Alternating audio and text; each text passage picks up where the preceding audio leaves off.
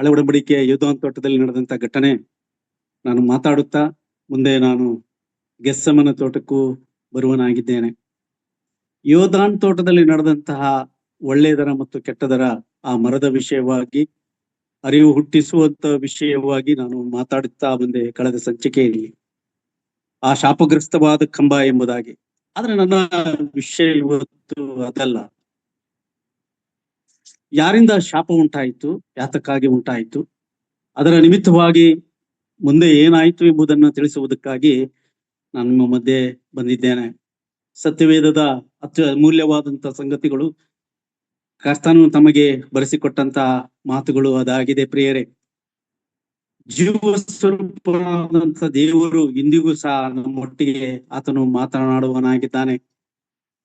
ಇದು ಅತ್ಯದ್ಭುತವಾದಂತಹ, ಪ್ರಪಂಚದಲ್ಲಿ 7-8 ಅದ್ಭುತಗಳಿವೆ ಎಂಬುದಾಗಿ ಹೇಳ್ತಾರೆ. ಇಲ್ಲ ಪ್ರಿಯರೇ, ನಿಜವಾದಂತ ಅದ್ಭುತ ಅದು ಸತ್ಯವೇದವಾಗಿದೆ ಪ್ರಿಯರೇ. ಅದು ಪರಲೋಕದಿಂದ ಸ್ಥಾಪಿಸಲ್ಪಟ್ಟಂತ ಧರ್ಮಶಾಸ್ತ್ರವಾಗಿದೆ ಪ್ರಿಯರೇ. ಇದು ದೇವರೇ ಬರೆಸಿ ಕೊಟ್ಟಂತ ಧರ್ಮಶಾಸ್ತ್ರ ಪ್ರಿಯರೇ.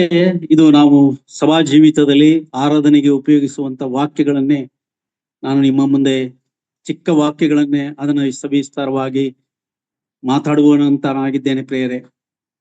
ದೇವರ ಮಹಾಕನಿಕರ ದಯೆ, ನಾನು ಬೋಧಕನಲ್ಲ, ಅಲ್ಪನು, ಗಣನಿಗೆ ಬಾರದಂತವನು, ಯಾವ ಯೋಗ್ಯತೆಯೂ ನನ್ನಲ್ಲಿ ಇಲ್ಲ, ಪ್ರಸಂಗಿಸುವಂಥದ್ದು ಇಲ್ಲ. ಆದರೆ ಕ್ರಿಸ್ತನ ಪ್ರೀತಿ ನಮ್ಮನ್ನ ಒತ್ತಾಯಪಡಿಸುತ್ತದೆ. ಆ ಧರ್ಮಶಾಸ್ತ್ರವನ್ನ ನೋಡುವಾಗ ನಮ್ಮ ಕಣ್ಣುಗಳು, ನಮ್ಮ ಶರೀರದ ಎಲ್ಲಾ ಕಾರ್ಯಗಳು ಅದು ಆಕರ್ಷಣೀಯವಾಗಿ ಅದನ್ನು ನೋಡುವಂತೆ, ಗಮನಿಸುವಂತೆ, ಆತನ ವಿಷಯವನ್ನ ತಿಳಿಯುವಂತೆ ಮಾಡುವಂಥದ್ದು ಪ್ರಿಯರೇ. ಎಷ್ಟೋ ಜನರು ಇದನ್ನು ತಪ್ಪಿ ಹೋಗಿದ್ದಾರೆ ಪ್ರಿಯರೇ. ಈ ಧರ್ಮಶಾಸ್ತ್ರವು ಪರಲೋಕದಲ್ಲಿ ಸ್ಥಾಪಿಸಲ್ಪಟ್ಟಿದೆ ಎಂದು ನಾನು ಪದೇ ಪದೇ ಹೇಳುತ್ತೇನೆ. 106ನೇ ಕೀರ್ತನೆಯಲ್ಲಿ ನಾನು 2ನೇ ವಚನ ಹೇಳ್ತೇನೆ, ಆತನಿಗೆ ತಕ್ಕಂತೆ ವರ್ಣಿಸುವ ನಿಮ್ಮಲ್ಲಿ ಯಾರಿದ್ದಾರೆ? ಆತನಿಗೆ ವರ್ಣಿಸುವುದಕ್ಕೂ ಈ ಲೋಕದಲ್ಲಿ ಇಲ್ಲ ಪ್ರಿಯರೇ. ಧರ್ಮಶಾಸ್ತ್ರ ಮೋಸೆ ಬರೆದಂತ ಈ ಧರ್ಮಶಾಸ್ತ್ರದಲ್ಲಿ ನಾವು ನೋಡುವಾಗ, ಹಾಗೆ ಯೋಹಾನನು ಸಹಿತ, ಮತ್ತಾಯನನು ಸಹಿತ 18:1 ಯೋಹಾನನು ಬರಿತಾನೆ, ಅಲ್ಲಿ ಗೆಸ್ಸೆಮನೆ ತೋಟ ಎಂಬುದಾಗಿ ನೋಡುತ್ತೇವೆ. ಇಲ್ಲಿ ಯೋಧಾನ್ ತೋಟ, ಈ ಯೋಧಾನ್ ತೋಟ ಯೂಫ್ರಟಿಸ್ ನದಿ, ಅದು 2ನೇ ಅಧ್ಯಾಯ 10ನೇ ವಚನದಲ್ಲಿ ಅದು ಕವಲಾಗಿ ಒಡೆಯಿತು ಎಂಬುದಾಗಿ, 4 ಭಾಗವಾಗಿ ಹರಿಯಿತು ಎಂಬುದಾಗಿ ನಾವು ನೋಡ್ತೇವೆ. ಬಹಳ ಆಕರ್ಷಣೀಯವಾದಂತ ಧರ್ಮಶಾಸ್ತ್ರ. ಹಳೆ ಒಡಂಬಡಿಕೆಗೂ ಮತ್ತು ಹೊಸ ಒಡಂಬಡಿಕೆ ಇರುವಂತ ನಂಟನ್ನ ಅದು ಸವಿಸ್ತಾರವಾಗಿ ತಿಳಿಸುವಂಥದ್ದು. ಅದು ಸತ್ಯವಾಗಿದೆ ಪ್ರಿಯರೇ. ಯಾಕಂದ್ರೆ ಕರ್ತನಾದ ಯೇಸು ಕ್ರಿಸ್ತನೇ ಹೇಳುತ್ತಾನೆ, ಯೋಹಾನ ಸುವಾರ್ತೆ 17ನೇ ಅಧ್ಯಾಯ 17 ವಚನ, ಸತ್ಯ ಎಂದರೆ ಏನು ಎಂಬುದಾಗಿ ಕೇಳಿದಾಗ, ಸತ್ಯವೇ ದೇವರ ವಾಕ್ಯವಾಗಿದೆ. ಈ ಸಂದೇಶಕ್ಕಾಗಿ ನಾನು ಬಹಳ ಚಿಕ್ಕ ಸಂದೇಶ, ಆದ್ರೆ ಅದನ್ನ ವಿವರವಾಗಿ ನಿಮ್ಮೊಟ್ಟಿಗೆ ನಾನು ಹಂಚಿಕೊಳ್ಬೇಕು ಎಂಬ ಆಲೋಚನೆ ನನ್ನ ಮನಸ್ಸಿನಲ್ಲಿ ಬಂದಾಗ ನಾನು ಇದು ಹೇಳ್ತೇನೆ. ಯಾಕಂದ್ರೆ ಯೋಹಾನನು ಬಹಳ ಅದ್ಭುತವಾಗಿ ಅಲ್ಲಿ ಬರೆಯುವಂಥದ್ದು ನೋಡ್ತೇವೆ, ಆ ಸತ್ಯದೇವರ ಮಾತುಗಳು. 18:38 ಸಹಿತ ಯೋಹಾನ ಸುವಾರ್ತೆಯಲ್ಲಿ ಯೇಸು ಕ್ರಿಸ್ತನು ಹೇಳ್ತಾನೆ, ಪಿಲಾತನ ಮುಂದೆ ಸತ್ಯಕ್ಕೆ ಸಾಕ್ಷಿ ಕೊಡುವನಾಗಿ ಬಂದಿದ್ದೇನೆ ಎಂಬುದಾಗಿ. ಪ್ರಿಯರೇ, ಆ ಸತ್ಯದೇವರನ್ನ ನಾವು ಈಗಲೂ ನೋಡುತ್ತೇವೆ. 2225 ವರ್ಷ ಕಳೆದರು ನಾವು 52 ವಾರದ ಮೊದಲನೇ ದಿನ ಅಪೊಸ್ತಲನ ಯೋಹಾನ ಸುವಾರ್ತೆ 27:9 ನಾವು ನೋಡ್ತೇವೆ. 19 ಅಪೊಸ್ತಲರು ಅದನ್ನ ಗುರುತುಪಡಿಸಿದರು. ಕರ್ತನಾದ ಯೇಸು ಕ್ರಿಸ್ತನು ಪುನರುತ್ಥಾನವನ್ನು ಹೊಂದಂತ ದಿನ ಎಂಬುದಾಗಿ. ಆದರೆ ಲೋಕ ವರ್ಷಕ್ಕೊಮ್ಮೆ ಅದನ್ನ ನೆನಪು ಮಾಡ್ಕೊಳ್ತಿದ್ದೇವೆ. ಆತ್ಮಿಕರಾದಂತಹ, ಭಯಭಕ್ತಿ ಉಳ್ಳಂತಹ ನಾವು ನಿಜವಾಗಿ ರಕ್ಷಣೆ ಹೊಂದಿದಂತ ನಾವು 52 ವಾರದಲ್ಲೂ ಆತನನ್ನ ನೆನಪು ಮಾಡಿಕೊಳ್ಳುತ್ತಾ, ಆತನ ಪುನರುತ್ಥಾನ, ಆತನ ಮರಣ, ಆತನ ಉಳಿವಿಕೆ, ಆತನ ಪುನರುತ್ಥಾನದ ವಿಷಯದಲ್ಲಿ ನೋಡುತ್ತೇವೆ. ವಾರದ ಮೊದಲನೇ ದಿನ ಪ್ರಿಯರೇ, ಆತನು ಎದ್ದು ಬಂದನು ಎಂಬುದಾಗಿ ನೋಡ್ತೇವೆ. ನನ್ನ ವಾಕ್ಯ ಸಂದೇಶಕ್ಕಾಗಿ ಸೋದರಿ ಇದ್ದಾರೆ, ಇದನ್ನ ತಾವು ಓದ್ಬೇಕೆಂಬುದಾಗಿ ಕೇಳ್ತೇನೆ. 3ನೇ ಅಧ್ಯಾಯ 17ನೇ ವಚನ ಓದಿಕೊಳ್ಳೋಣ. ಯಾರು ಓದ್ತೀರಿ? ಆದಿಕಾಂಡ 3ನೇ ಅಧ್ಯಾಯ 17ನೇ ವಚನ. ಮತ್ತು ಪುರುಷನಿಗೆ, ತಿನ್ನಬಾರದೆಂದು ನಾನು ನಿನಗೆ ಆಜ್ಞಾಪಿಸಿದ ಮರದ ಫಲವನ್ನು ನೀನು ಹೆಂಡತಿಯ ಮಾತು ಕೇಳಿ ತಿಂದ ಕಾರಣ ನಿನ್ನ ನಿಮಿತ್ತ ಭೂಮಿಗೆ ಶಾಪ ಬಂತು. ನಿನ್ನ ಜೀವಮಾನವೆಲ್ಲ ದುಡಿದು ದುಡಿದು ಭೂಮಿಯ ಹುಟ್ಟುವಳಿಯನ್ನು ತಿನ್ನಬೇಕು. ಥ್ಯಾಂಕ್ ಯು ಸಿಸ್ಟರ್, ಬಹಳ ಚೆನ್ನಾಗಿ ಓದಿದ್ರಿ. ಹಿನ್ನೆಲೆ ಸ್ವರ ನಿಮ್ಮದು ಅದ್ಭುತವಾಗಿದೆ. ನಿನ್ನ ನಿಮಿತ್ತವಾಗಿ ಭೂಮಿಗೆ ಶಾಪಮಾನ ನಿಮಿತ್ತ ಶಾಪ ಬಂದಿತು. ಆದಮನ ಕಾರ್ಯದ ನಿಮಿತ್ತ ಶಾಪಗ್ರಸ್ತನಾದನು, ಈ ಭೂಮಿಗೆ ಶಾಪ ಬಂದಿತು ಎಂಬುದಾಗಿ ನಾವು ಸಂದೇಶದಲ್ಲಿ ನೋಡುತ್ತೇವೆ ಪ್ರೇರೆ. ಸೊ ಆದಮನ ನಿಮಿತ್ತ ಈ ಭೂಮಿಗೆ ಶಾಪಗ್ರಸ್ತನಾದನು, ಶಾಪ ಬಂದಿತ್ತು ಎಂಬುದಾಗಿ ದೇವರ ವಾಕ್ಯ ನಮ್ಮನ್ನ ತಿಳಿಸುತ್ತದೆ. ಇದರ ನಿಮಿತ್ತವಾಗಿ ಮರಣವು ನಮ್ಮನ್ನ ಮರಣಕ್ಕೆ ಅದು ಕರೆದುಕೊಂಡು ಹೋಯಿತು. ಯೋಬನ ಪುಸ್ತಕ 7ನೇ ಅಧ್ಯಾಯ 5ನೇ ಅಧ್ಯಾಯ 7ನೇ ವಚನದಲ್ಲಿ ಹೀಗೆ ಬರೆಯಲ್ಪಟ್ಟಿದೆ. ಯೋಬನ ಪುಸ್ತಕ 5:7.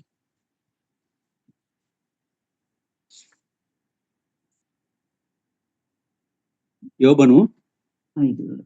ಕಿಡಿಗಳು ಮೇಲಕ್ಕೆ ಹಾರುವುದು, ಮನುಷ್ಯರು ಶ್ರಮೆಯನ್ನು ಅನುಭವಿಸುವುದು ಸಹಜ. Thank you sister. 14:1 ಯೋಬ. ಸ್ತ್ರೀಯಲ್ಲಿ ಹುಟ್ಟಿದ ಮನುಷ್ಯನು ಅಲ್ಪಾಯುಷ್ಯನಾಗಿಯೂ ಕಳವಳದಿಂದ ತುಂಬಿದವನಾಗಿಯೂ ಇರುವನು. ಬೇರೆ ಆದಾಮನ ಸಂತತಿ ಈ ಲೋಕದಲ್ಲಿ ಇದೆ. ಪುರುಷನ ಮುಖಾಂತರ ಪುರುಷ ಸಂತಾನ ಈ ಲೋಕದಲ್ಲಿ ಇರುವಂತದ್ದು. ಅದು ಆದಾಮನ ಮುಖಾಂತರವಾಗಿ, ಆ ಸ್ತ್ರೀ ಅವಳ ಮುಖಾಂತರವಾಗಿ ಹುಟ್ಟಿದಂತ ಎಲ್ಲ ಮಕ್ಕಳು ಶಾಪಗ್ರಸ್ತರು ಎಂಬುದಾಗಿ. ಬೇರೆ ಕೀರ್ತನೆ 90ನೇ ಕೀರ್ತನೆಯಲ್ಲಿ ಮೋಶೆ ಸಹ ಅದನ್ನ ಹೇಳುತ್ತಾನೆ.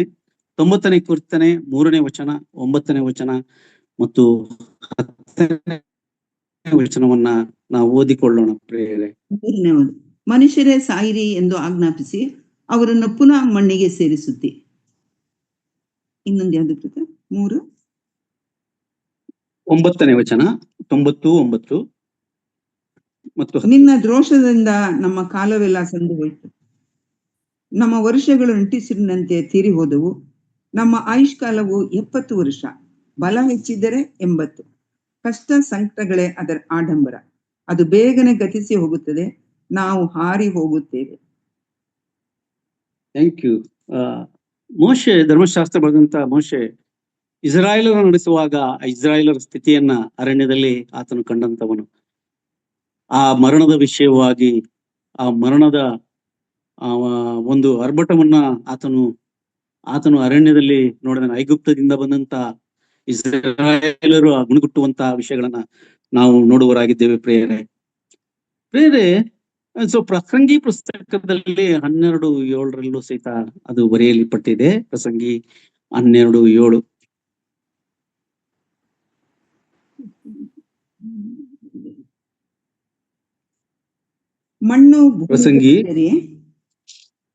ಮಣ್ಣು ಭೂಮಿಗೆ ಸೇರಿ ಇದ್ದ ಹಾಗಾಗುವುದು.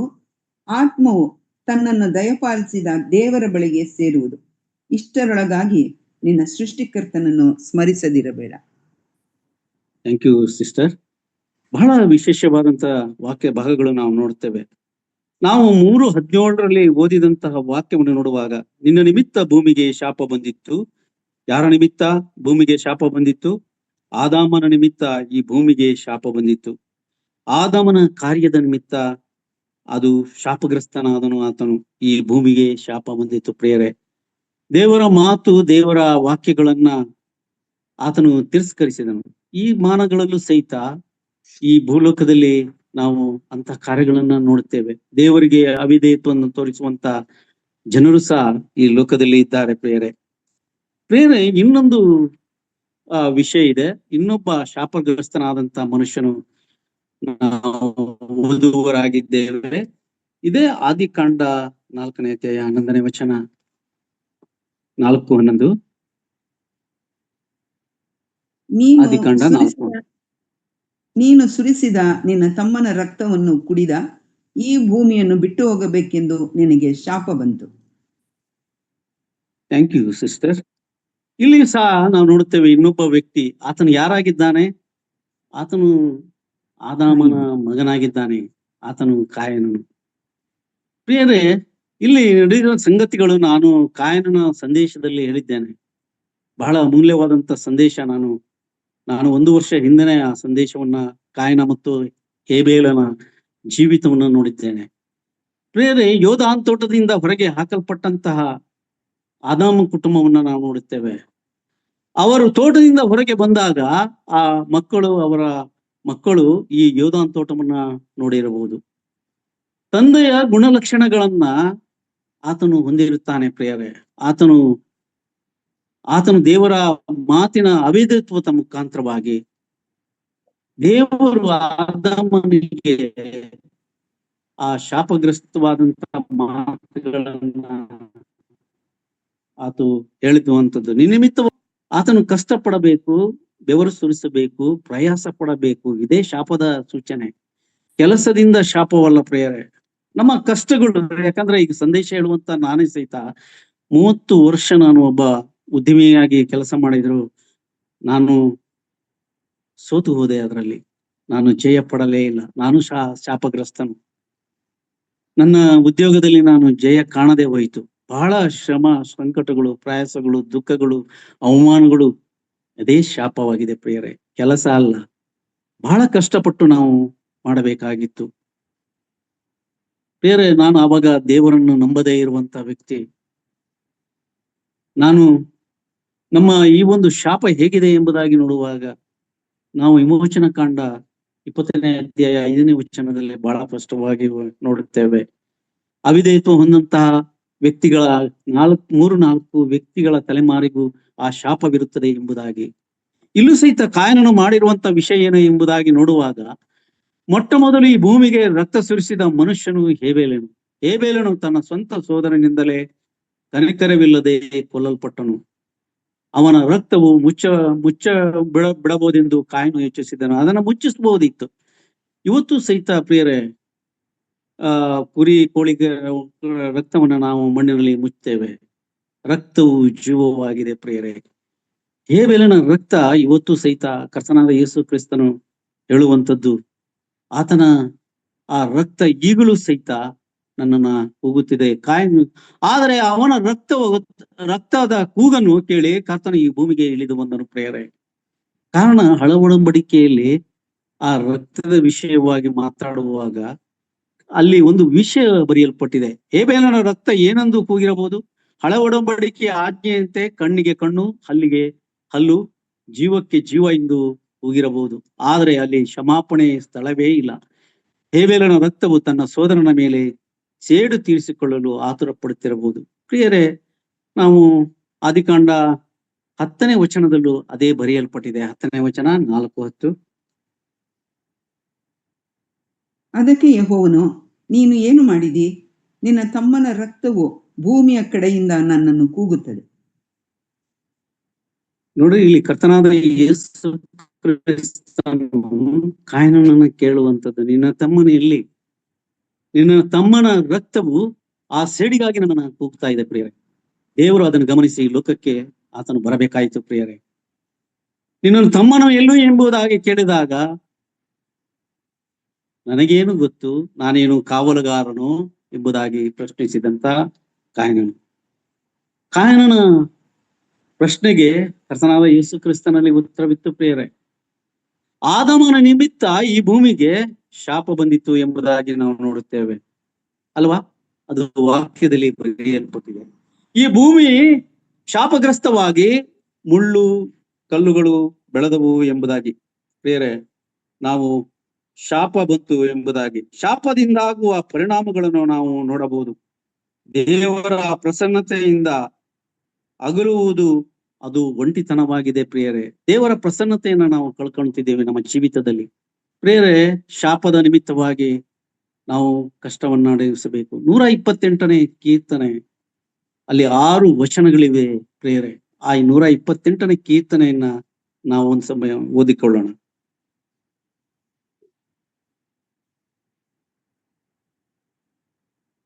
ನೂರ 128ನೇ ಕೀರ್ತನೆ 6 ವಚನ ಇದೆ. ಅದರಲ್ಲಿ 2 ವಚನ ಅಥವಾ ಓದಿ ಸಿಸ್ಟರ್.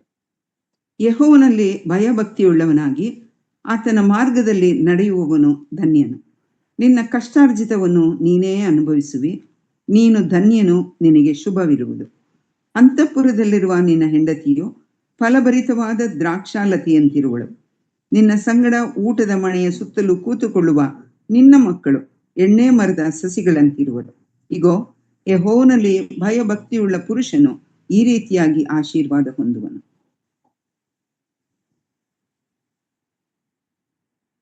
ಯೆಹೋವನ ಭಯಭಕ್ತಿ ಉಳ್ಳಂತ ಪುರುಷನು ಆಶೀರ್ವಾದ ಹೊಂದಿರುವನು. ಬೇರೆ ಆತನ ಕಷ್ಟ ಅನುಭವಿಸುವಂತ ಕೆಲಸವನ್ನ ಮಾಡಿದ್ದೇವೆ.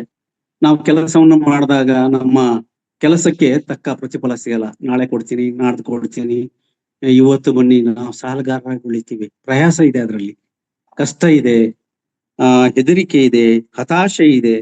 ಜೀವನ ಪರ್ಯಂತ ಅದು ಶಾಪಗ್ರಸ್ತವಾಗಿ ನಡೀತಿದೆ. ನಿಜವಾಗ್ಲೂ ನನ್ನ ಜೀವಿತದಲ್ಲಿ ನಾನು ಅನುಭವಿಸಿದ್ದೇನೆ ಪ್ರಿಯರೇ. ಸುಮಾರು ರಕ್ಷಣೆ ಹೊಂದಿ ನಾನು 6-7 ವರ್ಷ ತನಕ ಅಂತ ಅನುಭವವನ್ನ ಪಟ್ಟೆ. ಆನಂತರ ನನ್ನ ಜೀವಿತದಲ್ಲಿ ಬದಲಾಯಿತು. ನನ್ನ ಮಕ್ಕಳ ಜೀವಿತದಲ್ಲೂ ನನ್ನ ಜೀವಿತದಲ್ಲೂ ಸಹಿತ ಆ ಶಾಪಗ್ರಸ್ತವಾದಂತ ಎಲ್ಲವೂ ಹೋಯ್ತು ಪ್ರಿಯರೇ. ಇವತ್ತು ಲೋಕದಲ್ಲಿ ಎಷ್ಟೋ ಜನರಿದ್ದಾರೆ, ಆ ಶಾಪಗ್ರಸ್ತದ ವಿಷಯವಾಗಿ ಅರಿವಿಲ್ಲ. ಆ ಶಾಪಗ್ರಸ್ತವಾದಂತಹ ಆ ಮರಣದ ಕಂಬವನ್ನ ಹತ್ತಿ ಆ ಮರಣದ ಕಂಬದಲ್ಲಿ ತೂಗು ಹಾಕಲ್ಪಟ್ಟಂತ ನನ್ನ ಕರ್ತನು ಆತನ ನಂಬುವುದಾದರೆ, ಆತನಲ್ಲಿ ನಂಬಿಕೆ ಇಡುವುದಾದರೆ, ಆತನಲ್ಲಿ ನೆಲೆಗೊಂಡವನಾದರೆ, ಆತನಲ್ಲಿ ಆಶ್ರಯಿಸಿಕೊಂಡವನಾದರೆ ಅದು ಶಾಪವು ನೀಗುವುದು ಪ್ರಿಯರೇ. ಈ ಲೋಕದ ಪ್ರತಿಯೊಂದು ಶಾಪವು ಆತನು ಆ ಮರಣದ ಕಂಬದಲ್ಲಿ ಚೆಲ್ಲಿದನು ಪ್ರಿಯರೇ. ಯಾಕೋ ನಾನು ಪ್ರಸಂಗವನ್ನು ಮಾಡುವಾಗ ಬಹಳ ಆಯಾಸವಾಗ್ತಾ ಇದ್ದೇನೆ, ಯಾಕೆ ಅಂತ ನನಗೆ ಗೊತ್ತಿಲ್ಲ. ಸ್ವಲ್ಪ ಮಟ್ಟಿಗೆ ನಾನು ಪ್ರಸಂಗವನ್ನ ನಿಲ್ಲಿಸ್ತೇನೆ, ಯಾಕಂದ್ರೆ ನನಗೆ ಮಾತಾಡುವುದಕ್ಕೆ ಆಗ್ತಾ ಇಲ್ಲ ಪ್ರಿಯರೇ. ಇಲ್ಲಿ ಮತ್ತೊಬ್ಬ ಶಾಪಗ್ರಸ್ತನು ಎಂಬುದಾಗಿ ನೋಡುವಾಗ ಅದು ಆದಾಮನ ಮಗನಾದ ಕಾಯನನು. ಅವನು ಕೂಡ ಶಾಪಗ್ರಸ್ತನು. ಮನುಷ್ಯನು ಶಾಪಗ್ರಸ್ತನಾಗಿರಬೇಕಾದಂತ ಮನುಷ್ಯನು, ಯಾಕಂದ್ರೆ ಅವನು ನರಕಕ್ಕೆ ಮಾತ್ರ ಯೋಗ್ಯನು. ಶಾಪ ಅಂದರೆ ಏನು? ಅವನ ಬಳಿಯಲ್ಲಿ ಯಾವ ಒಳ್ಳೆತನವೂ ಹೊಂದಲಿಕ್ಕೆ ಯೋಗ್ಯನಲ್ಲ ಆತನು. ಶಾಪ ಅಂದರೆ ಆತನಲ್ಲಿ ಒಳ್ಳೆತನ ಇರಲಿಕ್ಕೆ ಯೋಗ್ಯನಲ್ಲ. ಇದು ಶಾಪವಾಗಿದೆ. ಇಡೀ ಮಾನವ ಕುಲದ ಇದಕ್ಕೆ ಒಳತಾಗಿದೆ. ಆ ಶಾಪದ ಫಲವೇ ಏನಾಯ್ತು ಎಂಬುದಾಗಿ ನೋಡುವಾಗ ನಾವು ಆದಿಕಾಂಡ ನಾವು ನೋಡ್ತೇವೆ 3:17 ಆ ಭೂಮಿಯ ನಿಮಿತ್ತ ಕಲ್ಲು ಮಣ್ಣು ಅಲ್ಲಿ ಬೆಳೆಯಿತು ಎಂಬುದಾಗಿ. ಪ್ರಿಯರೇ, ಈ ಲೋಕವನ್ನ ಸೃಷ್ಟಿಸಿದಂತ ದೇವರು, ಒಂದು ನಿಮಿಷ,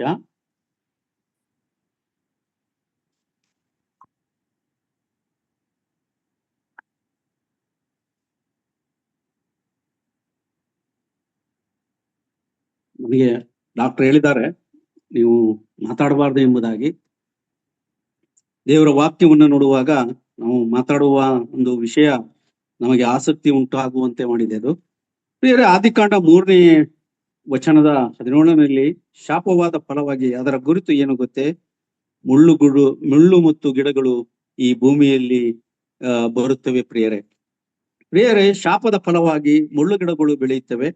ನೀನು ಇದರಲ್ಲಿ ಏನು ಮಾಡಬೇಕು? ವ್ಯವಸಾಯ ಮಾಡಿ ನಿನ್ನ ಬೆವರನ್ನು ಸುರಿಸಿ ಕಷ್ಟಪಟ್ಟು ನಿನ್ನ ಹುಟ್ಟುವಳಿ ಮಾಡಬೇಕೆಂಬುದಾಗಿ ಅಲ್ಲಿ ಬರೆಯಲ್ಪಟ್ಟಿದೆ. ಕಾಯನನು ಈ ವಿಷಯದಲ್ಲಿ ನಾವು ನೋಡ್ತೇವೆ. ಕಾಯನನಿಗೆ ದೇವರು ಶಾಪ ಕೊಟ್ಟರು. ಏನು ಶಾಪ ಕೊಟ್ಟರು? ನೀನು ಅಲೆಮಾರಿ ಇದ್ದೀಯಾ, ಅಲೆಮಾರಿ ಆಗುತ್ತೀಯಾ ಎಂಬುದಾಗಿ ದೇವರು ಆತನನ್ನ ಹೇಳಿದರು. ಒಬ್ಬ ಮನುಷ್ಯನು ಅಲೆಮಾರಿಯ ಶಾಪವನ್ನು ಅನುಭವಿಸ್ತಾ ಇದ್ದಾನೆ. ಈ ಶಾಪದಿಂದಲೇ ಬಿಡಿಸಲಿಕ್ಕಾಗಿ ಕರ್ತನಾದ ಯೇಸು ಕ್ರಿಸ್ತನು ಈ ಲೋಕಕ್ಕೆ ಬಂದನು ಪ್ರಿಯರೇ. ಆತನು ಈ ಲೋಕಕ್ಕೆ ಬಂದಂತ ವಿಷಯ ನೋಡುವಾಗ ನಾವು ಗಲಾತ್ಯ ಪತ್ರಿಕೆ 3ನೇ ಅಧ್ಯಾಯ 13-14 ಓದಿಕೊಳ್ಳೋಣ ಪ್ರಿಯರೇ. ನಾನು ಕೆಲವೊಮ್ಮೆ ಬಿಟ್ಟಿದ್ದೇನೆ. ನಮ್ಮ ಈ ಶಾಪದ ವಿಷಯವಾಗಿ 28ನೇ ಅಧ್ಯಾಯ 15-19 ವಾಕ್ಯಗಳು ಅಲ್ಲಿದೆ. ಆ ವಾಕ್ಯಗಳನ್ನು ಓದ್ಕೊಂಡು ನಾವು ಗಲಾತ್ಯ 3:13 ಓದಿಕೊಳ್ಳೋಣ. ಧರ್ಮೋಪದೇಶ ಕಾಂಡ 28 15-19. ಆದರೆ ನೀವು ನಿಮ್ಮ ದೇವರಾದ ಯೆಹೋವನ ಮಾತಿಗೆ ಕಿವಿಗೊಡದೆ ನಾನು ಈಗ ನಿಮಗೆ ಬೋಧಿಸುವ ಆತನ ಆಜ್ಞಾವಿಧಿಗಳನ್ನು ಅನುಸರಿಸದೆ ಹೋದರೆ ಈ ಅಶುಭಗಳು ನಿಮಗೆ ಪ್ರಾಪ್ತವಾಗುವು. ನಿಮಗೆ ಊರಲ್ಲಿಯೂ ಅಡವಿಯಲ್ಲಿಯೂ ಅಶುಭ ಉಂಟಾಗುವುದು. ನಿಮ್ಮ ಪುಟ್ಟಿಗಳಿಗೂ ಕೊಣವಿಗೆಗಳಿಗೂ ಅಶುಭ ಉಂಟಾಗುವುದು. ನಿಮ್ಮ ಸಂತಾನ ವ್ಯವಸಾಯಗಳಿಗೂ ದನ ಕುರಿಗಳಿಗೂ ಅಶುಭ ಉಂಟಾಗುವುದು. ನೀವು ಕೆಲಸಕ್ಕೆ ಹೋಗುವಾಗಲೂ ಬರುವಾಗಲೂ ಅಶುಭ ಉಂಟಾಗುವುದು. ಪ್ರಿಯರೇ, ಇಲ್ಲಿ ನಾವು ನೋಡ್ತಾ ಇದ್ದೇವೆ ಕಾಯನಿಗೆ ನಮ್ಮ ಕೆಲಸ ಕಾರ್ಯಗಳಲ್ಲಿ ಏನೆಲ್ಲ ಆಗುತ್ತದೆ ಎಂಬುದಾಗಿ ಧರ್ಮೋಪದೇಶದಲ್ಲಿ ಬರೆಯಲ್ಪಟ್ಟಿದೆ. ಆದ್ರೆ ನಾವು ಈ ಮತ್ತೊಮ್ಮೆ ಗಲಾತ್ಯ ಪತ್ರಿಕೆ 3:13 ಹೋಗೋಣ ಪ್ರಿಯರೇ. ಅಬ್ರಹಾಮನಿಗೆ ಉಂಟಾದ ಆಶೀರ್ವಾದವು ಕ್ರಿಸ್ತ ಯೇಸುವಿನಲ್ಲಿ ಅನ್ಯ ಜನರಿಗೆ ಉಂಟಾಗುವಂತೆಯೂ ದೇವರು ವಾಗ್ದಾನ ಮಾಡಿದ ಆತ್ಮನು ನಮಗೆ ನಂಬಿಕೆಯ ಮೂಲಕ ದೊರಕುವಂತೆಯೂ ಕ್ರಿಸ್ತನು ನಮ್ಮ ನಿಮಿತ್ತ ಶಾಪವಾಗಿ ಧರ್ಮಶಾಸ್ತ್ರದಲ್ಲಿ ಹೇಳಿರುವ ಶಾಪದೊಳಗಿಂದ ನಮ್ಮನ್ನು ಬಿಡಿಸಿದನು.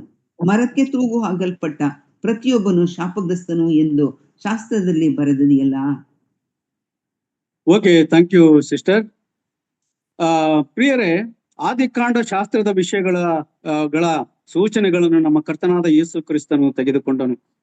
ಶಾಪಕ್ಕೆ ಕಾರಣವಾದಂತ ಆ ಮರದ ಮೇಲೆ ಆತನು ಏನಾದನು? ಆತನು ತೂಗು ಹಾಕಲ್ಪಟ್ಟನು. ಪ್ರಿಯರೇ, ಶಾಪಕ್ಕೆ ಸೂಚನೆಯಾದಂತ ಮುಳ್ಳು ಆತನ ತಲೆಯ